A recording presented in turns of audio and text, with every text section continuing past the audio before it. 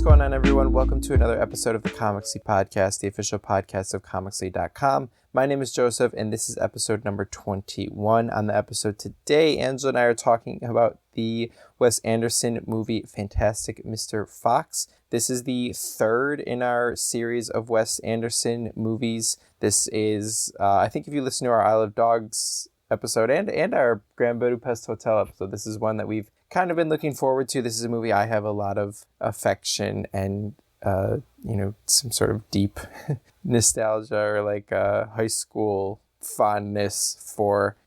Came out in 2009, and I saw it pretty soon after it came out, and this was a movie I made a lot of my friends in high school watch, even though they thought that was very weird that I liked it. But so yeah, this was a very important movie to me during that time, and we'll spend some time in the episode trying to figure out exactly why that is. That was something that was really heavily on my mind. So we'll get into that a little bit. It's an interesting episode, actually, right? I think Angela and I again had I think our opinions kind of aligned during Isle of Dogs, but pretty different opinions on this movie. So trying to sort of figure out exactly where our likes and dislikes and opinions diverged on this one. We spent some time doing that, but overall, really fun episode, right? There's a lot to like and enjoy and be delighted by in this movie, and so we try to focus on that, right? Where does this movie like really work? Because I think for both of us it works a little bit better, or for me, I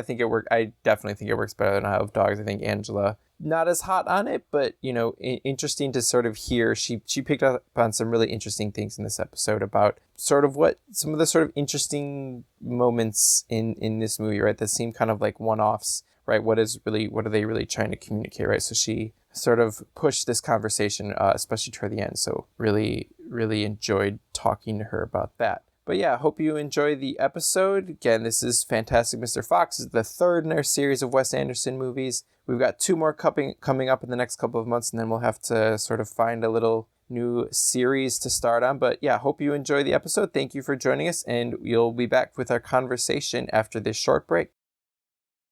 All right, so you watched it last night? Yeah, but you know what I was thinking? What were you thinking? So Nicole Byer and Lauren Lapkus are doing Tyler Perry movies. I thought you were going to say they were doing Wes Anderson movies. I was going to be so mad. No. I don't even know if Wes Anderson is like relevant anymore, to be honest. I feel like he's been real quiet. Has he had anything new? So Isle of Dogs is his newest thing. I think he's supposed to have something come out at the end of this year or the early next year. Is it bad that I don't care? Well, why don't you care? Because I didn't like this movie either. Oh, you didn't like this movie? I think I like the movies when there's people in it, for his movies at least. Okay, so it's going to be interesting, right? So we've got Moonrise Kingdom, which I haven't seen, and Rushmore, which I've seen once, right? Our next two. So it'll be interesting to see how you respond to those. I don't know, like when did you figure out you didn't like it? Did you just never got into it? What is, like, talk to me about that. I just found the fox really dislikable. And then I found the whole thing like, this fox is so dumb. I don't think it was anything about like the movie itself, it was more the story. And then like, I don't know. I had my earbuds in watching it, and I was watching it in my bedroom, and then I went outside to make cucumber salad, and then like I was still listening to it, and then like I came back and I didn't exactly know what was going on, and I didn't really feel like I wanted to like rewind it and catch up. But I did. Okay, good. Okay. Why did you find the main... I mean, I think the main character... I don't think he's supposed to be unlikable, but he's definitely supposed to be flawed. So why did he fall into that... Why did he fall more into that unlikable? Right? Because I think he's supposed to be flawed but redeemable, but you just found him unlikable. So like, why... Because everything bad that happened was like his fault.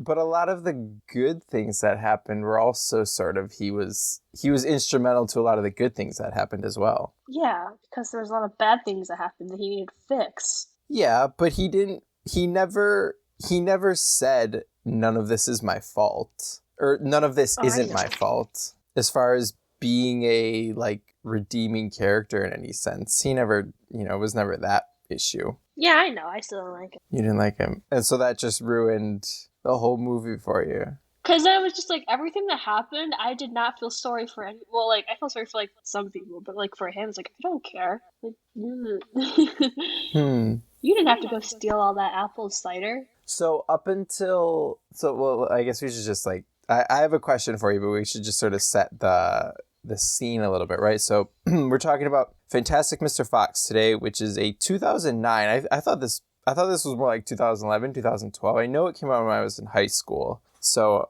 had like 2012 at the latest, but 2009 Man, you're old.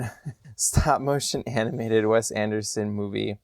Only his third sort of major Hollywood release. He did, I think it was Darjeeling Unlimited and Royal Tenenbaums, and then this was his third one. So, still like developing his style, and then like very different from those two movies, at least, maybe not stylistically, right? I think he's, just reading some of the reviews, people were comparing some of the more artfully composed or more like particular shots in this movie to some of the stuff that goes on in those two, right? So like he's always been working on like having a master of like composition and of composition here. I think that's the right word there.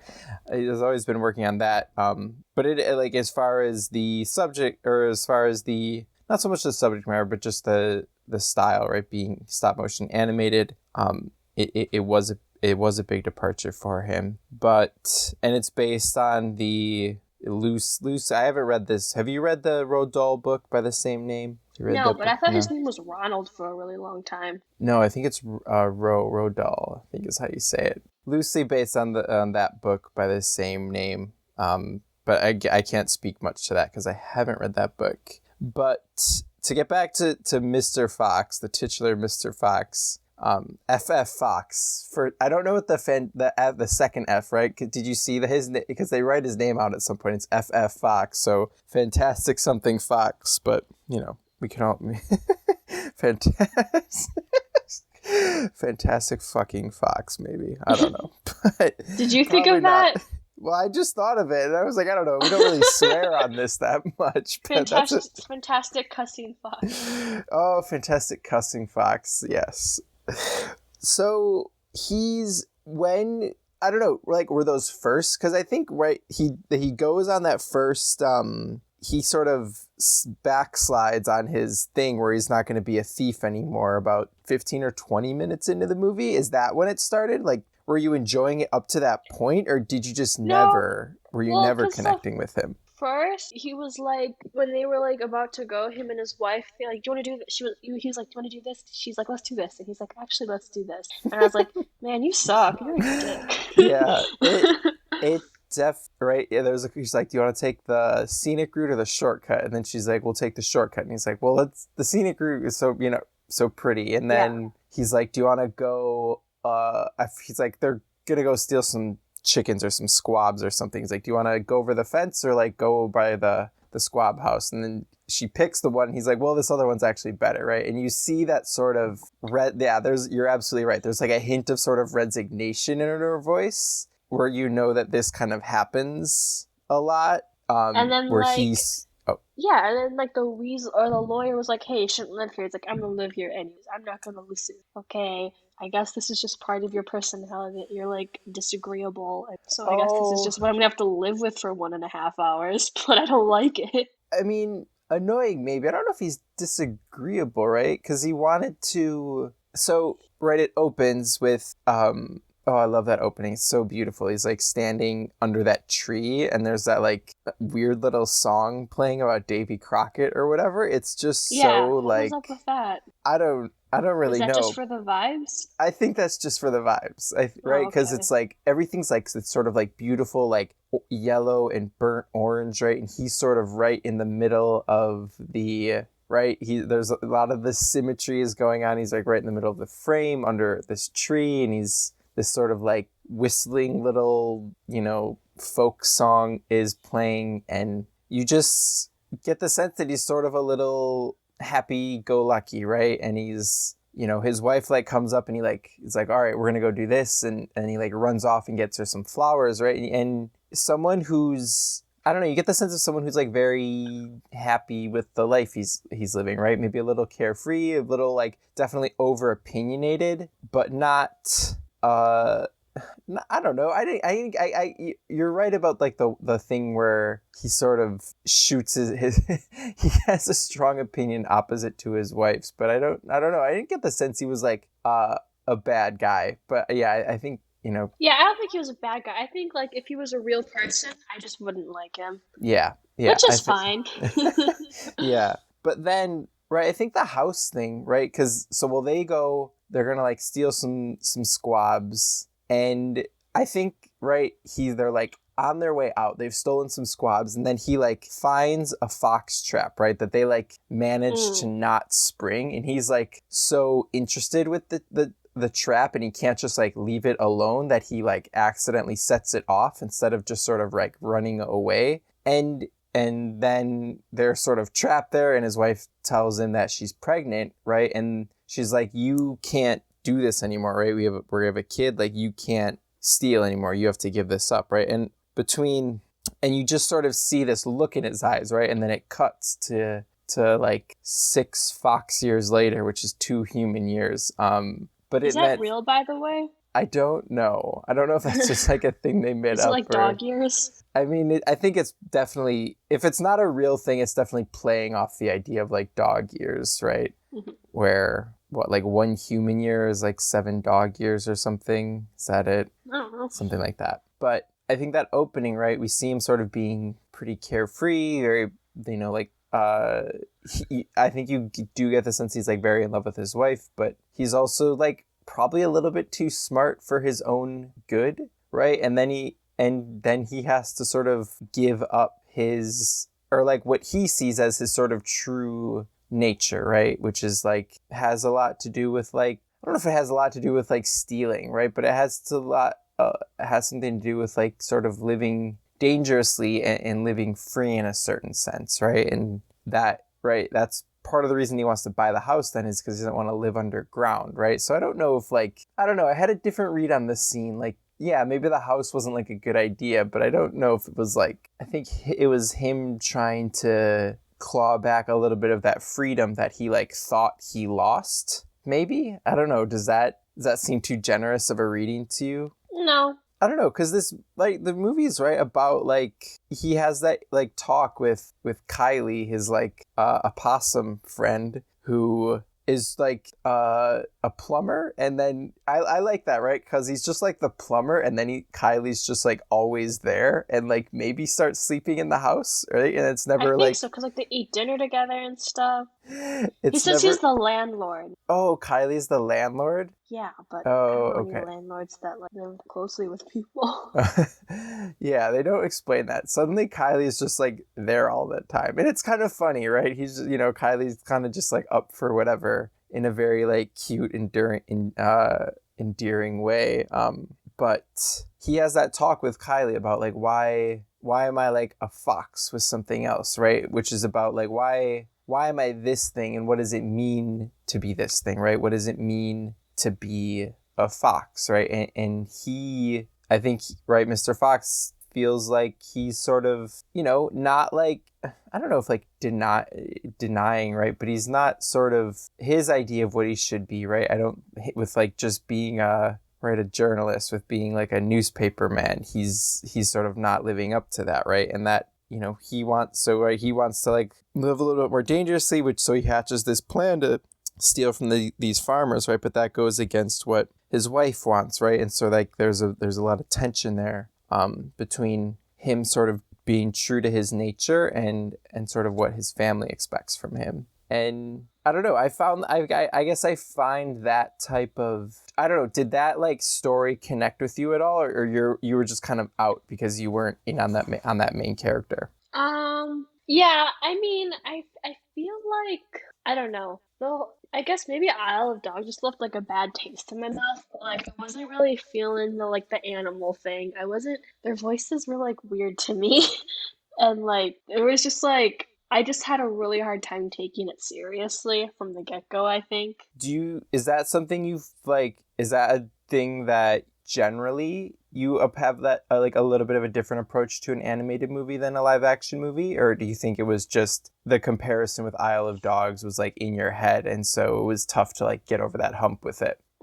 I think it's more of that because it's like animated movies. Like I'm thinking about like when we're watching like Studio Ghibli or what. That's like animated and like animated. Like I don't have any problem like picking up that kind of stuff like that. Maybe it is just animals. I don't know. That's interesting. Yeah, that's a good comparison, right? Because Studio Ghibli movies, yeah, right. We watched all those, right? And I think all of those, like, they're fun, and then they have a certain lightheartedness to them, right? But I think a lot of we never had to like talk about like how seriously does this movie want it to take it, or how seriously should we take this movie, which is something that has come up. Like, it came up a little bit in Grand Budapest Hotel, but it came up a lot in Isle of Dogs, right? Just because we were like we spent a lot of that podcast like figuring out like what is this movie about, and like does it even kind of matter what it's about, or is it more that it's just like something that's like kind of nice to look at moments. Mm-hmm. And so yeah, that like comparison was definitely in my mind, but I just so this is tough, right? Because I've talked about on here a few times, right? This was like a movie, and I don't even know why I saw it in high school, because it's not the type of movie I would have like searched out, but I saw it and I like loved it, and it was something like I made all my friends watch, and they thought it was really weird that I liked this stop motion animated movie about like foxes and animals like living in the ground or whatever. But I probably hadn't seen it in like 6 or 7 years, and so I was a little bit worried, like, oh, I don't know if I'm going to connect with this the same way. And I don't know if I still like love it, right? I don't know if it's now like, I don't know if it's like, oh, it's my favorite movie or whatever, but I got once, yeah, like that opening scene with him just like on the hill, just kind of being like dancing around that little song. And then when they do that little, there's the little like sequence when they're stealing those squabs for the first time, right? It, like how precise and how beautiful that was, and then when there's that scene with him on the roof talking like, hi, like why a fox, like why am I this, and what does it mean to be this? I was like, oh, this is an animated movie that is beautiful, and that beauty and that style is complementary to what the story is, and it's not hitting you over the head with what it's about, right? You could probably not think about it too hard and watch it, and it's a nice movie for an hour and a half, right? Because it's like it's like 89 minutes, like it's not too long. But there's also like this beautiful story in there about like what it means to be the thing that you are, right? What does it mean to be the thing that you are, and how do you like find space to be unique and different within that, right? Like so that the name of what you are is not like is not prescriptive in any way, right? I love how they whenever they use the word different, they always do that weird like hand motion. Yeah. I don't know, like something in that, or like, right, how like there's all those close-ups of like the animal's eyes, right? And a lot of them have these like bright, very expressive eyes, right? Like bright blue or like brown or like these beautiful colors, right? And sometimes they're like crying, and you can see like the way that the fur like forms around the eyes, right? And there's so much like depth and like soul in those eyes, which like and there has to be, right? Because if you're gonna like if you're gonna watch a bunch of animals like talk about existentialism and what it means to like be a fox, like you have to believe it, right? And they had to get those eyes right, and they absolutely did. And it just like, I'm not saying this movie's super deep. I don't think it is. I think it's like cute. I think there's a nice message there. I'm not here for like, I think there could be a super deep reading. Like, I don't think that's not why I love this movie. I like how the style and that message really coexist, and how they figured out like, oh, we have to get these animals looking right, we have to get those like faces and their expressions correct, so that story does connect, but like also this thing looks like beautiful, and it's extremely cute and like funny. Like, I don't know, did you laugh at all? I laughed a couple of times. I don't remember laughing. You don't remember laughing? What No. about I was watching it with Darianne when the Christopherson and this I forget the son's name. What was the son's name? Ash. Ash, when they're going to bed for the first time, and Ash is like, there's a lot of emotions in here or something, right? Because Christopherson's asking him if he can like move his cot on the floor, and Ash is being like, oh, Ash is being such a dick to him. Ash is being so mean to him, and I don't know, it's funny just like how passive aggressive he was being, and it was like cute. Or when how like goofy they made those farmers look I thought was funny. Or the French rat. I don't know. I thought the French rat that like was addicted to the cider was hilarious. I don't know. I like. Or even the thing when they were like, what the cuss, right? They didn't, so there's no swearing, but what the cuss. And then they sort of, in the office, right? When the badger and the fox are getting mad about it, and they sort of like start, I don't even know what they start growling at each other. And the secretary's just like looking through the door. Yeah, I don't know. I found all of that pretty enjoyable to watch. Huh. Interesting. I don't know. Maybe just because it was animals, and I was just like, this is just dumb. But so, were you thinking about that comparison to Isle of Dogs a little bit? Because I'd like to dig into that a little bit. I don't know. Did this work better for you than Isle of Dogs at all, or not really? I don't know. The story was better, I think, but I think for Isle of Dogs, like I cared more about the dogs Oh, really? more than I Why cared is about that? the people stuck. I don't know. I like dogs. Okay. Yeah. I mean, I guess it's really hard to this movie. Like this movie is definitely hard, right? If you don't connect with Fox, right? Because you do spend a lot of time like getting his perspective on things, right? There's not that many scenes that he's not in, right? If you don't connect with that character, that's tough. What did you think about, like, if we talk about just the animation a little bit more broadly, did you have a preference for like one versus the other? Or is that a little bit too difficult to like separate from how you felt around about the story? I think I liked the Isle of Dogs, how it looked better. There was like, I guess Fantastic Mr. Fox had like some scenes that like looked nice, like the opening scene, the one where they go in like the mineral caves. Like it looked nice. I think you can see, right, over what, like 2009 to 2000, like 18, 2017, right? So like 8, 9 years, right? You can see how, like, I don't know if they like made I don't know if there were like advances in technology, or right, if they figured out a different way to shoot it, or they figured out a different like way to make the characters and manipulate the characters, right? But there's a lot more precision, I think, with the Isle of Dogs animation, right? If you think about the sushi scene, or even like some of those scenes in the factory, right? Like I think there's a lot more precision in that movie. But for me, I think that maybe left me a little bit colder actually on it, because I think something,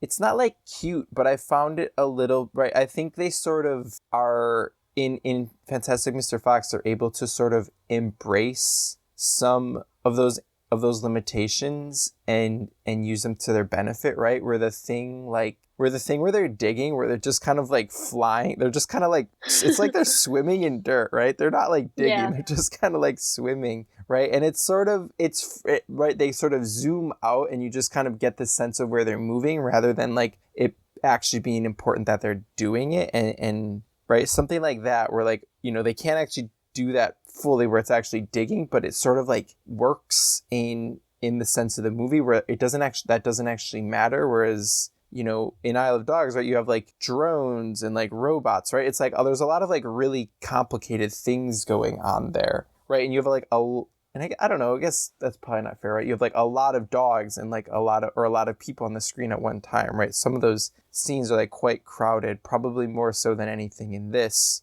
right? Where you have like a number of animals, but not like a huge amount. But I think in this one, some of the sort of the like rougher, a little bit choppier animation sort of left me, or like sort of warmed me to it a little bit more, right? Because I was reading a review that the New York Times review actually mentioned, right? It's sort of that limitation, right, that choppiness almost invokes the like storybook, picture book aspect a little bit more, right? And it reminds you that this is or it sort of brings back that, you know, those beautiful picture books you looked at when you were a kid, right? It invokes that, right? And because this is sort of a story for children, you know, even though it does have that sort of like nice, heartful like message to it, kind of adult message to it, right? Because it is like a guy, kind of a fox going through a midlife crisis in a certain sense. I think that worked a little bit better for me. Yeah. Does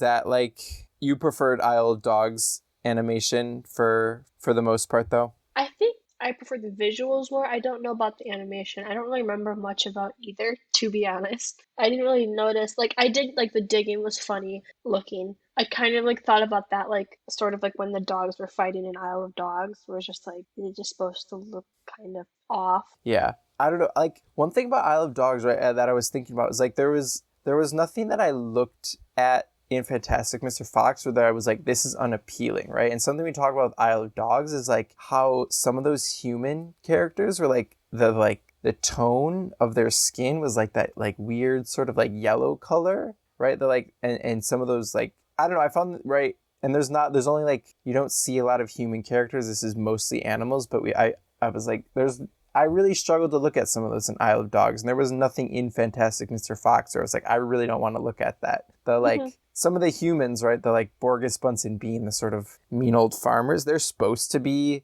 like unappealing in a certain sense, but they're never like, I don't want to look at them anymore. Whereas like Atari, right? He was like, He's so I was like, I know it's a Japanese video game. But he's so pasty, and I was like, I didn't like looking at it most of the time. And I never felt that with anything in here. Would you agree with that, or like, Yeah. or did you have that issue with Isle of Dogs? I don't remember. I just noticed that they looked like they just didn't look right. Well, They they're looked not. like they all got left out in the sun for too long. And like here, like I could like I feel like especially for like the bad guys in Isle of Dogs, they made them look really, really just like gross. And I thought that maybe that was like to convey that they were like the bad guys, but here like the bad guys like didn't have to look gross for me to understand that they were like the bad guys, you know? Absolutely. I don't know. I want to talk like I have I don't know, a few more things about like the theme. I don't know. So maybe, you know, just to wrap up, is there anything else that you want to bring up? Otherwise, I have like one more thing and then we'll kind of wrap it up. Let me check. I did take notes. Oh, okay. Oh yeah, when the Black Wolf was there and they like had the moment, what was up with that? How did you interpret that? So And also because it was weird for me, because like the whole time I was like, so are all animals just like wearing suits and talking to each other and like just like being human, or are there like actual like, because like the fox was all like talking about like what it is to be like wild or whatever, and I was like, so are there any just like animals, or are they all like, I don't know. I was just that's a good question. I didn't think about it in that sense. The way that I interpreted the wolf thing was, and it's interesting. Now that I'm thinking about it, there's another. What's that? There's like another George Clooney movie where he's like literally he's driving down a road. He gets I'm forgetting the name of this movie. It's called Michael Clayton. Have you seen Michael Clayton? no. I've only seen like the first half, but in the first half it's early in the movie. He's driving down a road and he sees like a wild horse up on a hill, and it's like this he stops and he like stares at the wild horse, and then he just like, you know, you're like, what does it mean? It's very similar to the way, because George Clooney's Mr. Fox's voice, and he's staring at this wolf at the end, and I was like, oh, there's a weird parallel in those George Clooney movies. But the way I thought about it was, so he's kind of like the top. There's no like predators in this movie, right? Like he doesn't fear for his life. There's no other animal that's like a fear for his life, right? But a couple times throughout the movie, Kylie mentions wolves, right? And he gets very nervous whenever that happens, right? He's like, wolf, where, right? Because that is the animal that he would have to look out for, right? And in that final scene, right, the wolf seems to symbolize sort of and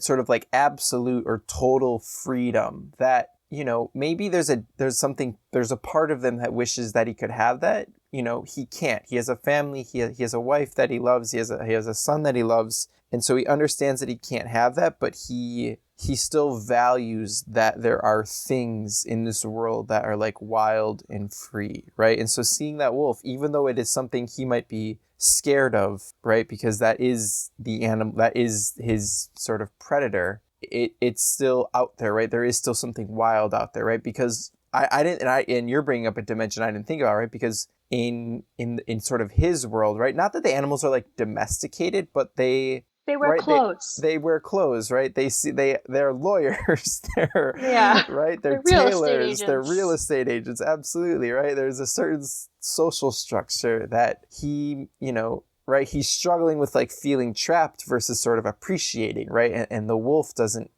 is sort of the symbol of freedom that while he cannot have, maybe he appreciates that it exists. Yeah, I don't know. Does that seem right, or is that like this might be me reading into it too much? I don't know. I had no idea I was just like, I kind of thought maybe like he wants to be like the wolf, or like because he seemed to like be like in awe of it. He's like, wow, wolf, animal, wild animal, and then he like gets back on his motorcycle and heads off. So I was like, well, I don't know. Did it really mean anything to him? Like, I don't know. It was like a short scene, and I was like, why, what?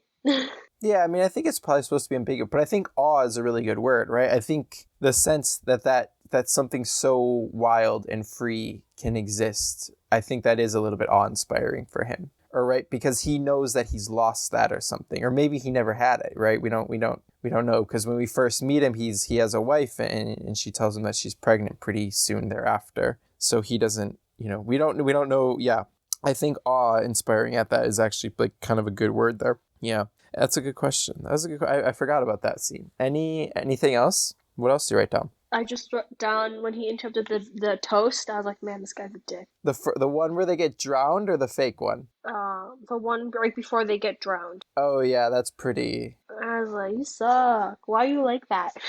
Oh, there was like a part where he basically just like straight. Oh, okay. One thing I noticed was that like they had the same kind of pace and talk, like the talking pace in like the other Wes Anderson movies, like even Grand Budapest Hotel, especially when they're like making the plan. They were like the same like music in the background, the same pace of talking. I just noticed that. But also, there was one point in the movie where he kind of just like completely verbalized what he was feeling about. I forgot like what exactly he said, because I feel like in movies like you don't always get to like know what exactly the character is feeling. You kind of just like get shown it. But do you know what I'm referring to? So is this closer to the beginning or End. closer to the end? To the end. Is this when he's? I think it was the scene that you were talking about where he's talking to the landlord. So there's the scene that's the scene in the beginning, right, when he's talking about like, why am I a fox and not something else? So not that one. But then there's that scene in the end. Oh, where he's like, I feel like everyone needs to think I'm the best or whatever, and like all of that stuff. That, and I was just like, oh, okay. I guess I wasn't expecting him to like just be so straightforward and be like, this is what I'm feeling. This is sort of like the problem, Mm-hmm. I don't know. That's what I wrote. And so, well, like, I don't know, did you think that was, so was it more that was surprising, or like, did it just seem obvious, or like, I don't know, what do you mean? Like, talk to me a little bit more about your reaction to that. I don't want to. I don't even like this movie. I don't know. I just thought it was like surprising. Mm-hmm. Just because we haven't really gotten scenes where characters tell us that at least in the two. Like, it was basically, it felt like it was just like straightforward saying like the conflict, I guess. Whereas like in a lot of movies, like you don't like, especially if it's like the conflict is like some person's like inner conflict, you don't like just know it. You kind of have to like interpret it. And then it's like, oh, so you just seem to be really good at verbalizing your feelings, I guess. Good for you. I guess that maybe I think we read this a little bit differently, right? I think that's something that sort of endears me to him a little bit, right? Because there's a different version of that character who's like not willing to own up to like the ways that he's messed up, right? Or like what he's done. Like he sort of knows that like he's messed this up for his family, right? He knows that he's like messed this up for his wife because she like explicitly asked him not to, right? And there's that even like really heartbreaking scene when she's like, I love you, but like I shouldn't have married you, right? Like because you're still struggling with who or who or what you want to be. And like, I don't have that same struggle. And now that sort of put us in jeopardy, right? Or that sort of threatened our security, right? And so this isn't someone who's like, I don't know, like, and Mr. Fox doesn't like, he doesn't really run from the issues that he's caused, right? In this movie, I don't think. And he sort of tries to rally his community and get them out of it. I agree with you in that, like, we haven't gotten something like so straightforward, but I guess I found that scene kind of nice. And I think this movie on the whole, right, like, characters kind of do just say what they're feeling a little bit more than we've gotten. You know, I think that did show up a few times. I think we did get a little bit of that in the Grand Budapest Hotel, especially from like Gustav and Zero sort of telling us at specific moments how they feel. I know that like ending, right, left us kind of ambiguous. You know, I think that showed up a few times. I'm thinking about like right when he broke out of jail and Zero telling him like how he felt about his partner. I'm forgetting her name, but I don't know, those, some of those moments, right, those like very heartfelt, honest moments, I guess those are the things that sort of endeared me to him, right? Because it's tough to be honest like that about like who you are and what you, right? Especially some of those more negative aspects of yourself, right? And his need to like be seen as the best or be seen as like ultra competent or something, right? Which is kind of his downfall in a lot of ways in this movie, right? Or what brings about sort of all of the troubles in this movie. I don't know, but that's a good point. Or that's like an interesting thing to bring up. I didn't twig to that one, but that's interesting. Anything else you wrote down, Inch? Why is the wife always drawing thunderstorm landscape? Was that supposed to mean anything, or was that just supposed to be like a quirk? I thought about that during the movie. I didn't give it too much. I noticed. I was like, oh, that seems to be the thing she's going back to. I didn't think about it much beyond that, right? But I don't really think we can that much though, because it's not really like about her. I guess I don't know. Because for me, it felt like you gave her this like thing, but like you don't really. She's part of the story, but like you don't really get to see any of like her side. Like, because like even with like the son, we kind of see his sort of like life and like his sort of personal struggles. But when the wife, we don't really see any side of her other than like she's Mr. Fox's wife and like she is like disappointed in his choices. But then so it's like, what was the point of just like giving her that like one personality trait just to give her a personality trait? Or like, I don't know. No, I think that's valid. I agree with you, right, in the sense that we don't get a ton from her. But one thing I do think we know how she's feeling throughout the movie, right? Right, we know how she's feeling in those first scenes. We know how she feels about, right? We see like that opening scene where she interacts with the son versus how Mr. Fox interacts with the son, right? Where like sort of the parenting seems to fall mostly to her maybe rather than to him. How she feels about like the moving, right? And how she, right, this, she does not shy away from telling him how she feels about everything that he's done throughout the movie, right? I agree with you that like that doesn't make her a fleshed out character, right? But I don't think the movie ignores how she feels throughout all of this. Does that seem fair, or is that like giving it a little bit too much credit, do you think? No, I guess. I feel like I'm always trying to convince you of something, and you can say no. I don't know if that's right, because you're right. We get a lot of Fox. We see what Ash is struggling with. We get a better sense of him, right? Because we see him at school, we see him at PE, we know see how he feels about things other than what what his dad's doing, because like everything that we see about Mrs. Fox is like sort of as a result of like what Mr. Fox is doing, Yes. She always has to react to him instead of sort of her own personal whatever. Yes, instead of the story, she being the one to sort of move the story, right? And it's not that she's not right capable, right? Because like when the second time that the rat shows up, right? the second time the rat shows up and he's coming for Ash, right? Who is like the first person to like pick up the chain and is like, let's go. Cause I was like, oh, is she gonna like fuck this rat up with that chain? Like that would be really cool, right?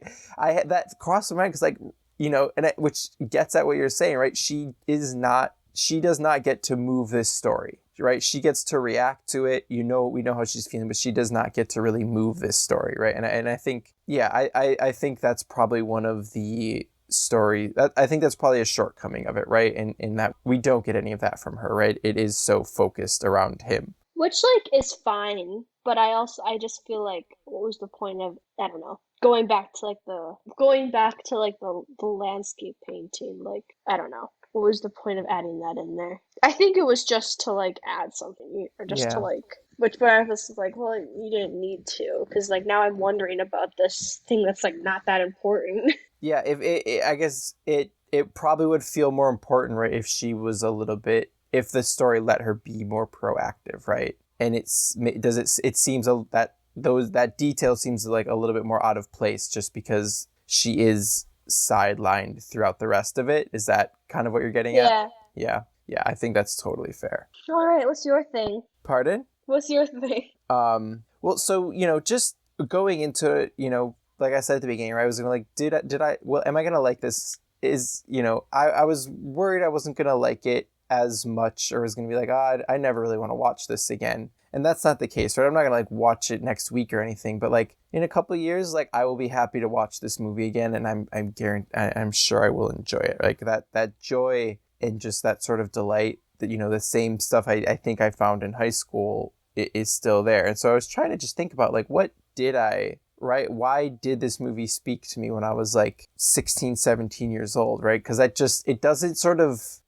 seem to like line up with a lot of the other stuff I'm interested in. Maybe I'm like not remembering that particularly well, but it sort of seems like an outlier in like relative to my other interests at that point. I'm not sure, but that's my memory of the thing, right? And, memories are fallible and incomplete and all that. But, I think I think the thing that probably really drew me into this movie, right, is that sort of, now I'm really drawn to like Mr. Fox and sort of thinking about like what does it mean to be the thing that I am. But I think the thing that drew me in back then was Ash, right? And this, they talk about like people being different, right? And they do this weird like hand motion. It's like very cute, right? But this movie is trying to, and I don't know if it does like a great job of this, right? But I think in a like my generous interpretation, it's trying to say that it's okay to not be like everyone else and to be totally unique. If you want to wear sweatpants tucked into your socks and a cape to school, because that's what Ash wears to school, like that's totally fine, right? And if you're not the best athlete like your dad was, right? Or like with me, right? Like your sister, or like your older sister or your older brother was, right? If you can't live up to all those things, then you can find out how to like make the space for your own like uniqueness and your own gifts, right? And that sort of Ash's thing throughout the whole movie, right? He thinks of himself as an athlete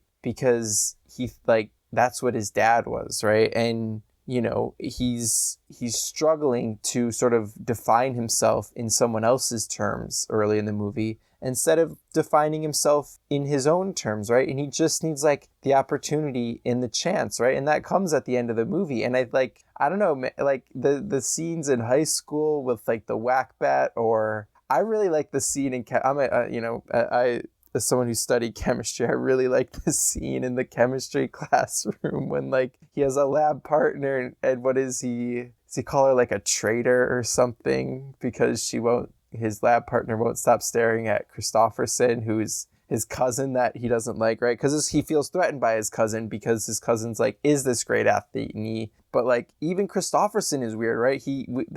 Throughout the movie, we see him meditating quite often, right? And he's this very like thoughtful, reflective kid, right? And there's all these spaces for these like different characters to these different, these are supposed to be kids specifically, Christopherson and Ash, to sort of be unique and different in what they are. and to deal with all of the things that are coming at them in their own unique way. And I think like that had to be, I'm sure that was the thing that was just like, oh, that's really nice, right? Because I know just from all of the other like angsty teenage movies that I loved during that period of my life, right? I'm sure that was sort of the thing that I picked up on in here, right? So I think back then I very much came into this movie through Ash in his story and sort of how he is struggling at the beginning to define himself and in the way that he figures out to do that by the end, right? And he figured, right, he's, right, how at the beginning, I love this scene when he dives into the pool, right? I think there's a lot happening, and he dives into the pool and his dad's like, pretty good, but like tuck your tail in, right? Mm-hmm. And just like he has this like glowering look again, right? And again, they had to get those eyes, and they had to get like the fur and the expression of the animals' faces, right? So that just from a couple seconds, exactly what they're feeling, right? And they did that so well. But he's like drying himself like very furiously with like the towel behind his back. It's really funny. At least I think it's really funny. But right, by the end, he's able to like have this really heartfelt moment with his dad, who's like, I'm glad you are here, like you as the person that you are here right now. And I don't know, it's really beautiful and touching. And right now I'm coming to this movie more resonating with Mr. Fox a little bit more, but I just, I'm sure Ash was the thing that really hooked me. And it's still like, I still love who he is and just how weird he is and what he does for this movie. But I think that kind of makes sense though, right? Because it's like you watched it when you were like a student and like younger. Wow. How linear. So I was gonna say Circle of Life, right? Whatever, that too. Like I was trying to, for some reason, titular was coming into my mind because you said it earlier, and I thought it was a funny word, but that's not the right word to use. I said titular? Yeah, you did. You'll hear it when you edit this. In the edit. I'll take it out. I'll take it out. Well, and then I'll everyone's be gonna be wondering what you were talking about. All right. Well, I give you too much power by having you edit it, huh? No, I wouldn't do that. No, I try to be nice to us. I try to be nice to us in the edit. All right. Anything else, Ange? No. No? All right. Let's go to the next part of the show. We'll take a short break and we'll be back in a second.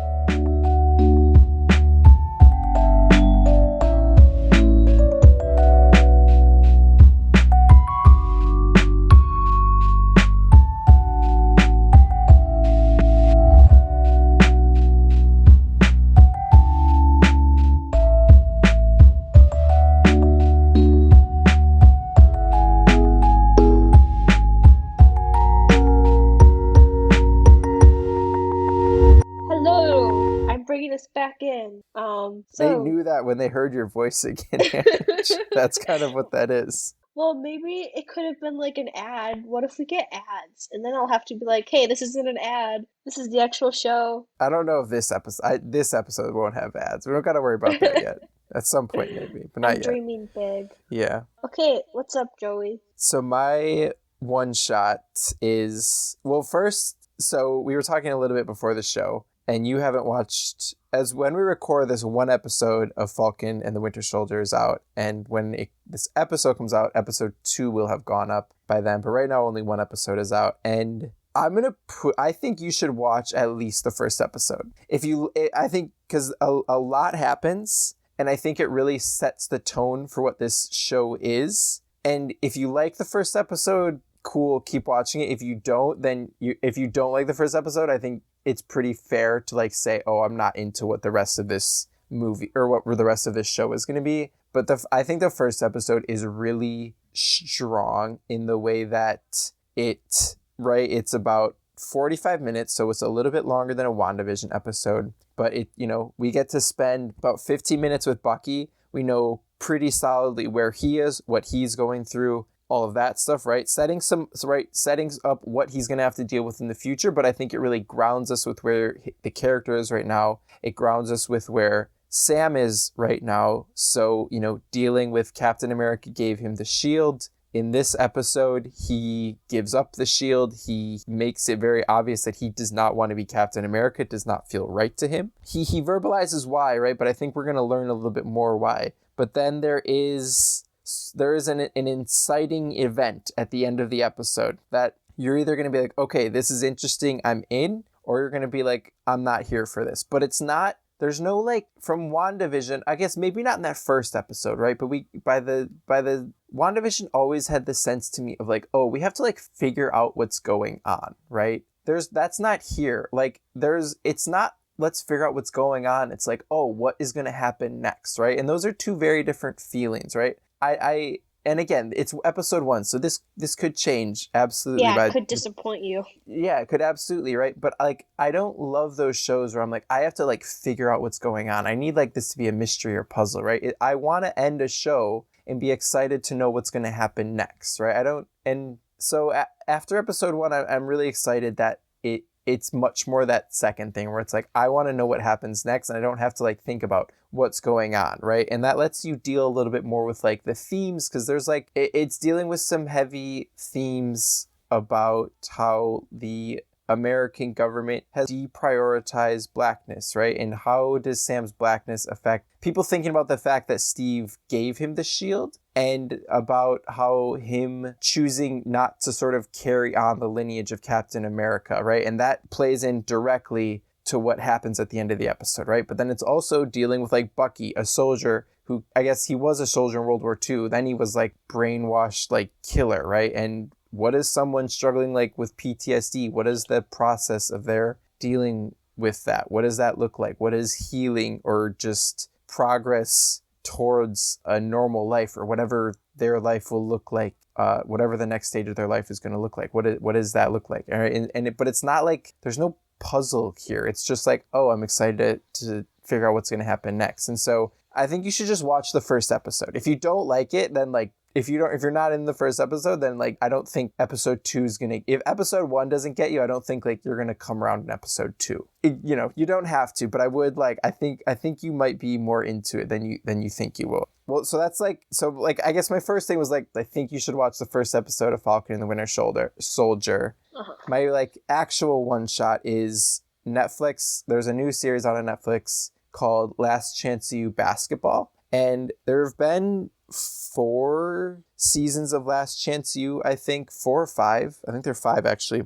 And the first 5 are focused around football. And this was the first season around basketball. And it's just a really, maybe I should actually save this till next week because I want to get into it a little bit. But, so I think this actually might be my one shot for next week. But a really good story about like junior college basketball and, kids. I guess they're not kids, right? They're adults. They're grown men trying to sort of not ready to give up on that like dream of playing college basketball. In the first episodes is playing college football and trying to go pro, right? And all but doing it at this level where it's even harder because they're at junior colleges, which is only 2-year. And so, right, they have to get a scholarship to like a 4-year college, right? So they're trying to get a scholarship to go Division I so that they get a chance to go pro, right? And how, right, they're like an extra step removed from that dream of going pro, and sort of how hard it is and everything that they have to give up, and like the sort of the suboptimal standards that they're doing it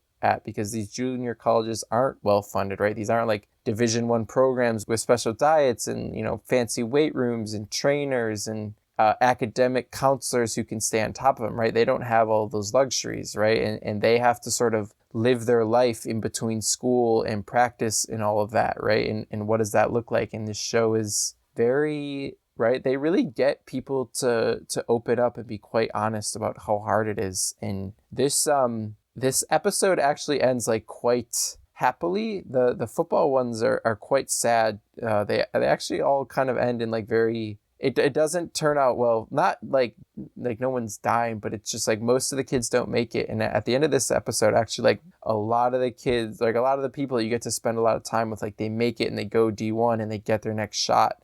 So it ends on a very positive note compared to those seasons that are about football, which was like really happy to see, because these kids worked their ass off and then they made it to they made it to like the final 8 of their championship tournament, and then the pandemic happened and it got canceled, right? So like there's sort of this unfinished dream that they'll never sort of know if they were good enough to be the best, right? To be champions. Their story didn't stop there, and it's actually really positive for a lot of them. So that was really good. That's Last Chance U Basketball. It's on Netflix. People should check that out. But what's your one shot for this weekend? Do I get to do one or... You can do 2. Is one of them Sonic? Okay. No. Oh, I did watch it. What did you think about Sonic real quick? It was fun. I thought it was funny. It was funny. Okay, it was good. entertaining. Yeah. Okay, good. I wasn't like bursting out laughing, but I was like bleeding. Okay, good. That's good. All right. So on TikTok, I saw these things called circle water bottles. Have you heard of them? No. I'm going to Google this right now, but go ahead. So circle spelled SIRKUL, because these brands got to be fancy. And so it's like a water bottle, and then there's flavor cartridges, and there's like a little dial to like adjust the level of flavor. Oh, that's right up your alley. So you remember how I was in New York and I could not drink your water? Yeah.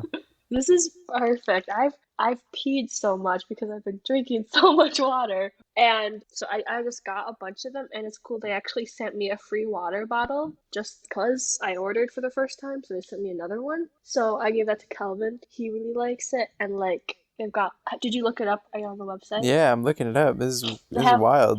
Yeah, they have like all these flavors. It's so cool. I'm not good with money, so I can't tell when something's expensive or not.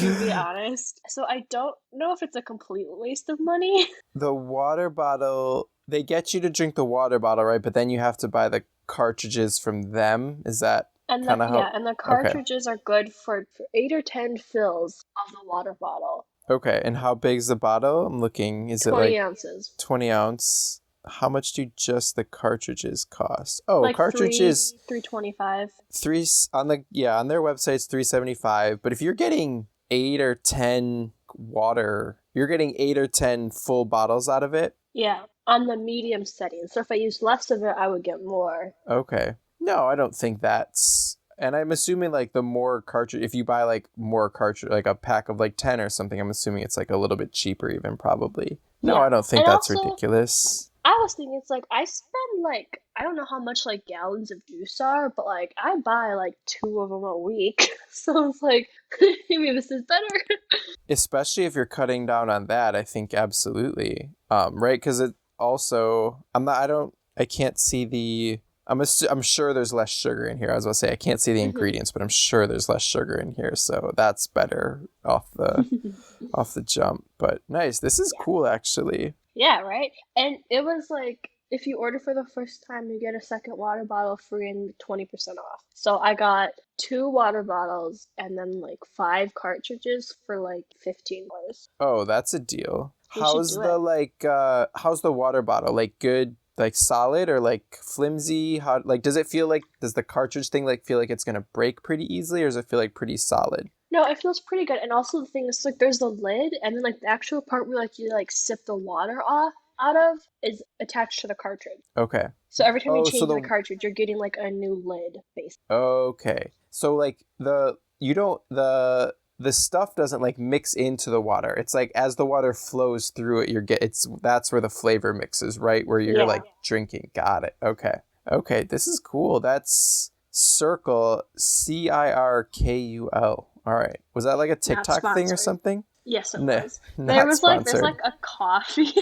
There's a coffee flavored one, but I haven't gotten it because that just sounded me. Okay. Is it caffeinated? Because that could be. There are some caffeine. Oh, okay. All right. I'm very intrigued, to be quite honest. You should try it. I might go it. All right, what's your second one? On YouTube, I've been looking like for study music, Lof-Fi, like specific artists. So there's like Post Malone, if he had a Lo-Fi hip hop thing, or like Childish Gambino, if he was like Lo-Fi or whatever. So I've been listening to Post Malone, Childish Gambino, and Mac Miller, but like the Lo-Fi versions of their songs. It's a vibe. I like it. Nice. Okay, very cool. Because we've been using that lo-fi version for our lo-fi song for our like music And I just found that by Googling like lo-fi Lord of the Rings. So that's cool how that's like a whole, I don't know if it's quite a genre, but it's like a theme or a trend now, right? People sort of remixing music using these specific sort of like beats and rhythms and thing like that. That's really cool. So you said Macklemore, Childish Gambino, and Post Malone. You've been Mac Miller, not Macklemore. Mac Miller. Okay, nice, very cool. Who's the like all on like one YouTube? Is it like single songs or like playlists or what's? It's like a playlist with like 5 songs. I actually think it's all by the same people. Okay. Nope. So there's like Chill AF and then Ivy Station 2. Okay. All right. Nice. We'll link those in the show notes. Very cool. Yeah, the one is called Childish Gambino, but he's extra chill. But he's extra. That's funny. That's very good. All right. I think we'll wrap it up there for this week. Thank you again, everyone, for listening and joining us. Hope you enjoyed our episode. You can follow Angela on Instagram at glow.angela, or you can follow her on Instagram at IJOONE_. That's where she posts some of her bullet journaling stuff. You can follow me on Twitter at Joey Glowacki. That's JoeyGlowacky. Angela's going to put the show notes back in a second. Thank you. The music that you heard in this episode is a lo-fi remix of the song Concerning Hobbits by PatrickMoonBird. You can find their music on Spotify and SoundCloud. Please rate and review the episode on Apple Podcasts or your preferred podcast listening app. You can also email the show by sending your messages to podcast@comicsly.com. All reviews and messages are greatly appreciated. We will be back with our episode next week, which is going to be on the manga. We're going to do a manga for the first time, the manga My Lesbian Experience with Loneliness. Angela's going to be very excited to talk about that one. It's her favorite book. Really? That'll be a good episode, though. I'm excited about that one. This is one of like the weird things that like I feel like aren't things that you talk about with your brother. It's gonna be really fun. Super excited for it. Like I'm glad we're close, but it'll be fine. We'll find a way to do it where it's funny and engaging, and we always do. All right, but you can hear that next week on the Comicsly podcast. Thank you everyone for joining us. Have a great week. Or don't. But please do. Bye, Nah. everyone.